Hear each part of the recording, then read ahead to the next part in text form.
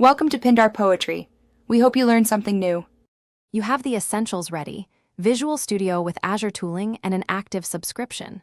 First, sign into your Azure account inside Visual Studio so publishing options appear. Next, create a new project and pick Azure functions. Choose a trigger like HTTP or timer to match your use case. Once done, select Target, NET version and storage account requirement. This starts the scaffolded function app so you can focus on code instead of configuration, which speeds development and ensures compatibility. Now you implement the function logic inside the generated run method, keeping business logic small and testable. Use local. Settings. JSON to store connection strings and keys. That keeps secrets out of source control. Make sure to set the correct storage emulator or Azure Storage connection for bindings.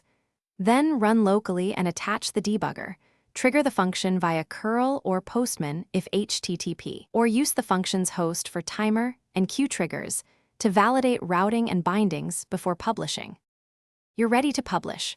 Right-click the project, choose Publish, and select Azure Function App. Pick an existing resource or create a new one. Confirm the runtime and storage account match your local setup. During publishing, Visual Studio deploys assemblies and app settings. Make sure environment variables mirror local. Settings. JSON.